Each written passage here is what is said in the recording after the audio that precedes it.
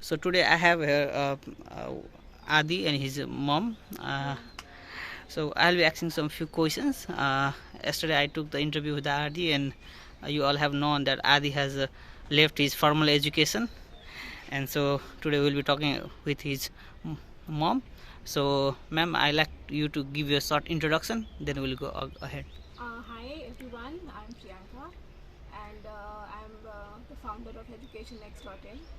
So this is basically a space where it's an online website, as well as we have our own newsletter where we talk about alternate learning education, which means that there are many ways to learn and live apart from the traditional school way. Yeah.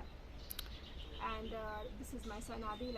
We started having our own personal learning journey since COVID, because when Adi was at home with me during COVID, I realized that he was learning beautifully at home. He was learning from everything, and there was no stress. There was no stress to send him or force him to school. There was no stress of homework or examination, but his learning energy had increased. And before in school, basically he was very in one area. He had to get up, go to school.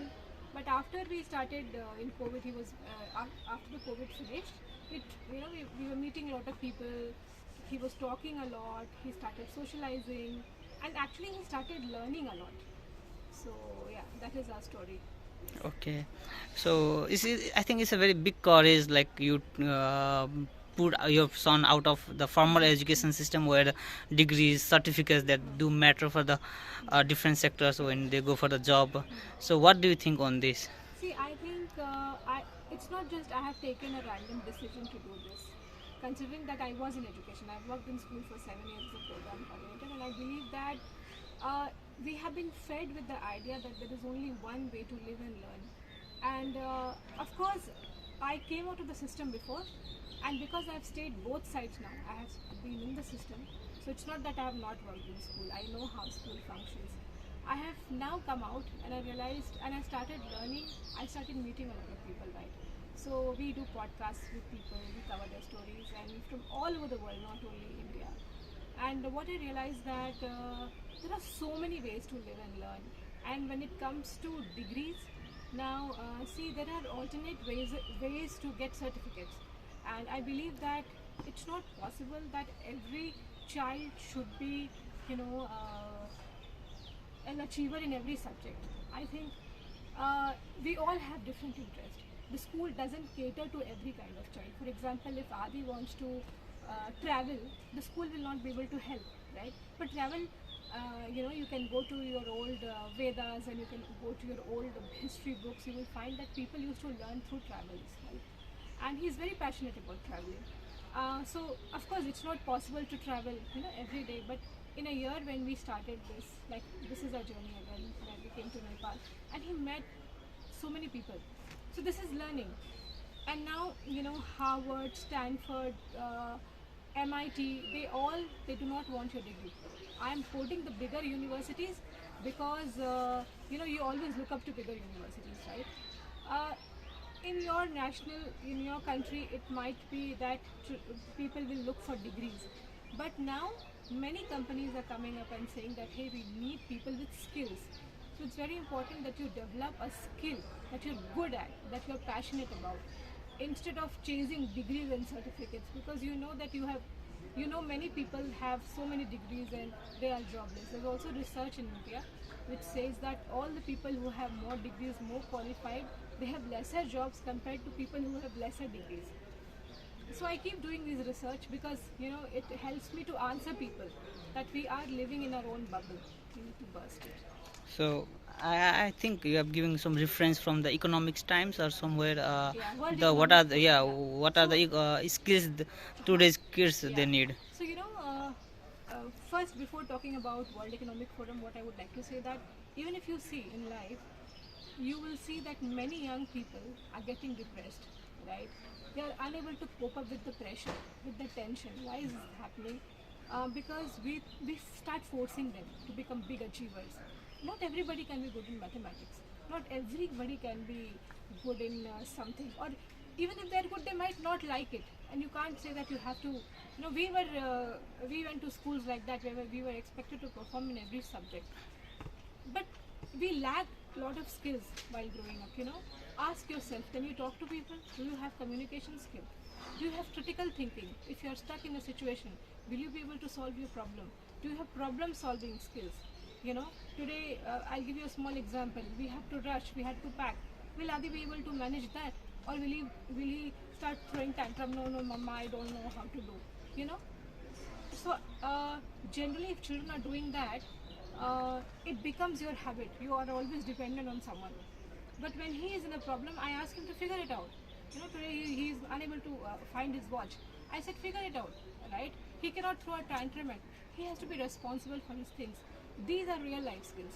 And now, World Economic Forum also says that there are 5 to 6 more important skills like critical thinking, problem solving, communication, collaboration, teamwork, which is not taught in schools. And this can happen when children are in free environments. They meet people, they talk, they communicate, they present their feelings. If he's in a problem, he should be able to come to you and say, you know what, I need this. These are the skills that children do not have. And why? Because the school has told you to shut up, sit down. Yeah. When your turn comes, then you talk. So when we grow up like this, we learn to keep quiet. Okay, so what are the changes you have seen in Adi after? Oh my God. I think if I start talking about the changes, the video might go on and on. But I'll tell you that, like I said in the beginning, also, it was very rigid framework of living. He would get up. I would have to pull him out because maybe he was not very excited about the school. And I also went to school like that. My mother had to send me to the boarding school, and so slowly what happened that when we were learning at home, he was a happy learner. So with Education Next I always talk about raising happy learners, because are children happy? Why are they sad when they're doing maths homework? What is not exciting to them? Maybe somebody has said that when a child doesn't understand something, it means you were not able to teach him properly. It's not that the child has a problem. You could not. Maybe you do not have the right way to teach. So, when it comes to maths, give children money, ask them to buy something, they will learn maths. That's majorly you need math skills for finances, right? Yes.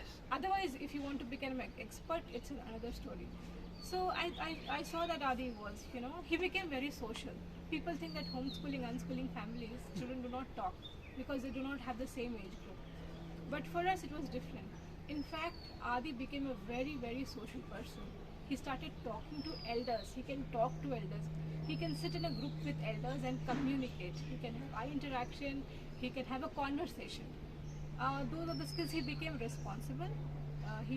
Of course, he's a child after all, so we cannot expect that he'll be perfect, and we should not be perfect. We should be with our imperfections.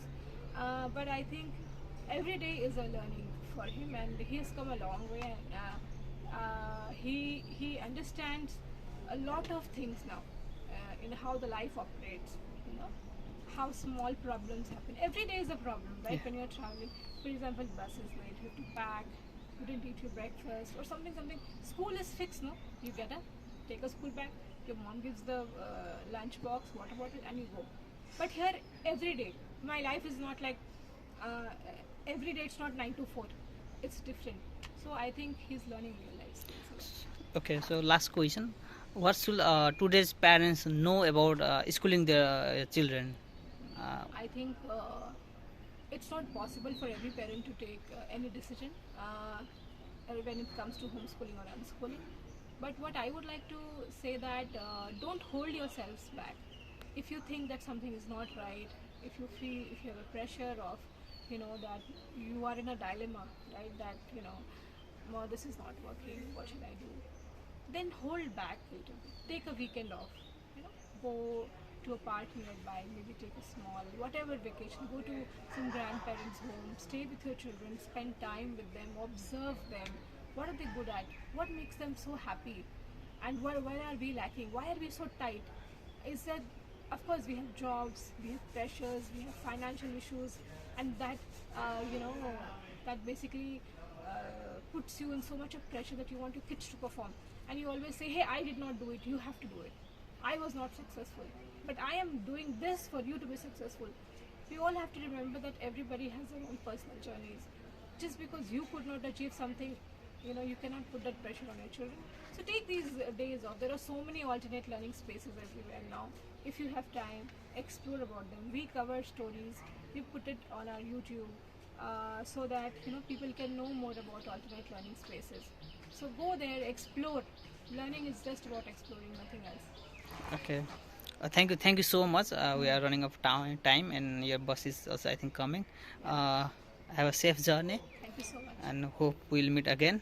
Sure. Okay, thank you so much. Thank you. Thank you.